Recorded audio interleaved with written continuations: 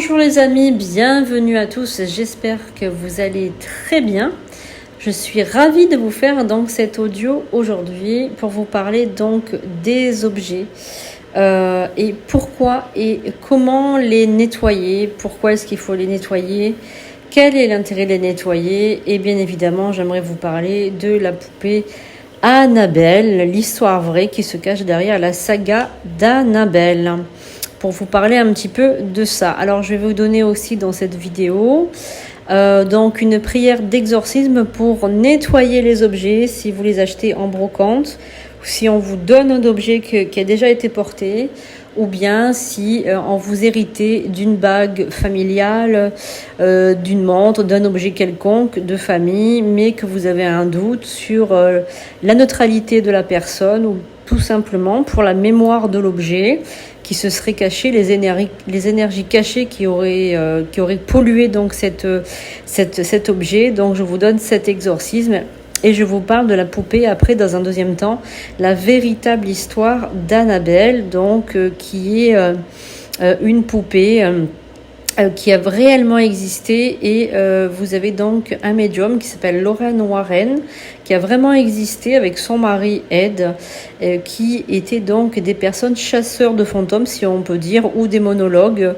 Leur histoire a été traitée donc dans des films qui s'appellent Conjuring que vous pouvez retrouver. Donc c'est des films qui sont très très bien faits par James Wan et vous pouvez donc voir la véritable histoire tiré de ce film. Alors évidemment c'est pas la même poupée parce que la poupée était une poupée de chiffon, vous l'aurez donc c'est pas celle-ci que vous voyez là, hein. Vous allez la voir donc prochainement sur une autre image. Elle était beaucoup moins effrayante en fait que la poupée qui se trouve dans le film, mais voilà, vous allez avoir donc une prière d'exorcisme pour nettoyer tous les objets qui rentrent chez vous. C'est extrêmement important, même vital si j'ose dire, parce que si c'est en proie à des mauvaises énergies, alors pas un démon comme dans le film hein, évidemment, mais à une énergie noire, une énergie de l'obscur, eh bien vous aurez donc cette prière pour vous protéger. C'est vraiment très important d'avoir ça sous la main pour vous protéger. Évidemment, avant de commencer cette vidéo et de profiter de cette vidéo, mettez un pouce en l'air et abonnez-vous à la chaîne. C'est très important si vous voulez avoir un contenu de spiritualité, de voyance, de médiumité, des enquêtes médiumiques, des reportages, des lives et j'en passe. Donc n'oubliez pas les amis de vous abonner, ça me fait plaisir, et mettez un petit commentaire aussi si vous avez apprécié cette vidéo tout en restant évidemment neutre. Si vous n'y croyez pas, passez votre chemin, il est inutile de marquer des contenus blessants ou insultants si vous ne croyez pas ni en la médiumnité ni en la spiritualité. Voilà, donc si vous achetez des objets dans une brocante, si vous héritez d'objets, eh bien vous allez exorciser ces objets car ils sont chargés des énergies négatives si la personne qui les a portés était malveillante ou si elle a subi un suicide ou bien des événements de vie douloureux, elle va laisser une empreinte énergétique vraiment pour l'éternité si j'ose dire sur cet objet, et donc il est important de l'exorciser, pas simplement à passer de la sauge, ce n'est pas suffisant, il faut passer du sel consacré dessus, et avec ce sel consacré, vous dites la prière suivante. Je vous exorcise, source de lumière visible, créature de cire ou autre, par le Dieu vivant, le Dieu vrai, par le Dieu saint, je vous adjure, par celui qui est au commencement vous séparer du reste des choses, afin que vous vous montriez salutaire et que vous reteniez en vous rien de la puissance ténébreuse. Et vous faites ça avec du sel consacré. Le sel, vous pouvez le consacrer en disant « Je t'exorcise, créature de sel », et dire la même chose que la même prière. Vous exorcisez d'abord le sel et ensuite vous passez le sel vous le jetez comme ça de manière assez vive, vigoureusement, sur l'objet en conséquence.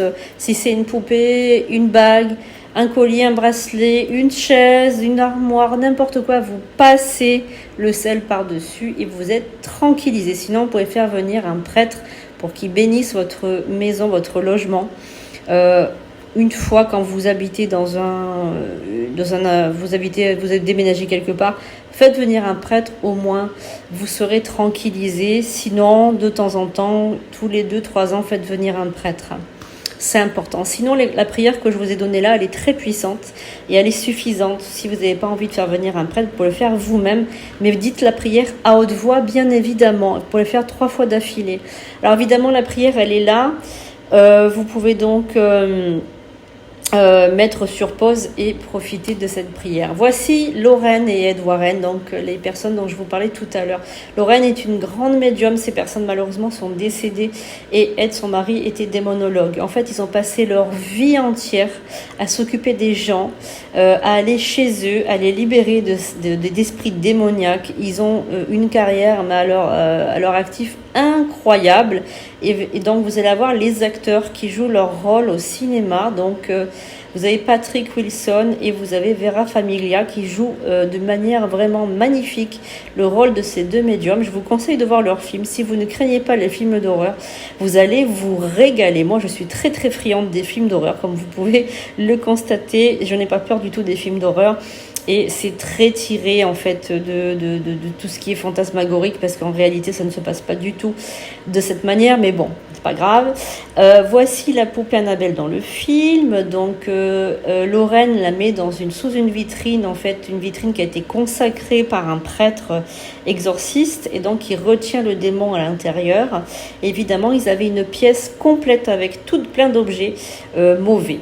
Alors voilà, la première trace de la poupée maléfique remonte au début des années 70. À l'époque, une mère de famille décide de faire un cadeau à sa fille d'une vingtaine d'années en lui achetant dans une brocante une poupée, Anne Rushdie. Cette poupée de chiffon, à l'image de l'héroïne de l'ouvrage américain Rushdie on Stories, était populaire aux États-Unis dans les années 20, où de nombreuses poupées ont été commercialisées. Contrairement à ce que le film nous montre, Annabelle n'était donc pas une poupée de porcelaine, mais une poupée de chiffon, à l'histoire très mystérieuse, comme vous pouvez le constater.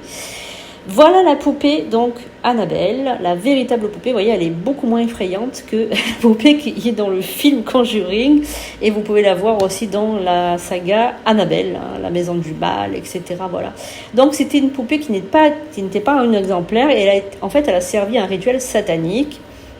Donc forcément, elle a hébergé un esprit démoniaque. Lorsqu'elle offre son cadeau à sa fille Donna, celle-ci emporte la poupée avec elle dans l'appartement qu'elle partage avec son amie Angie.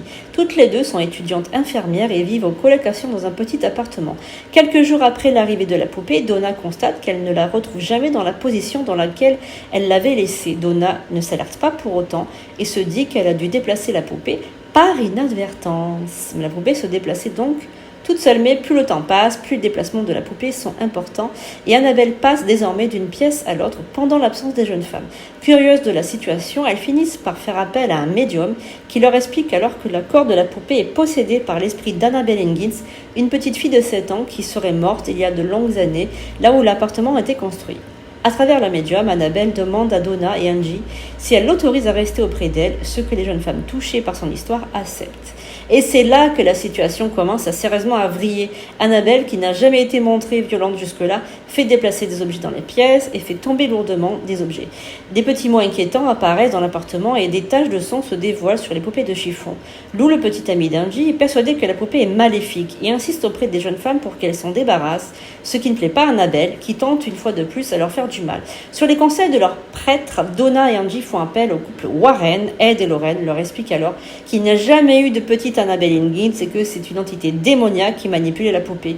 Entité que Donna et Angie ont autorisé à interagir avec elle suite à la séance de la médium. Le couple Warren bénit les lieux et la poupée, et par la mesure de sécurité, l'enferme chez eux, donc sous clé, donc sous cette vitrine. Bien évidemment, l'eau bénite a été versée et en fait, ils ont presque eu un accident.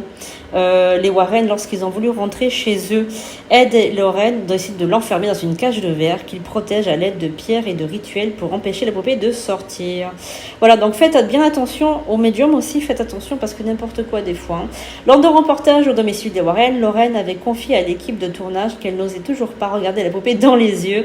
Des années plus tard, une histoire à raconter au coin du feu pour celles et ceux qui aiment se faire peur. Voilà, donc moi je vous dis tout simplement, il faut prier beaucoup en fait, et tout simplement, c'est la Vierge Marie, c'est Jésus-Christ, c'est la lumière qui va vous protéger. Donc faites toujours appel au médium du côté de la lumière. À bientôt les amis.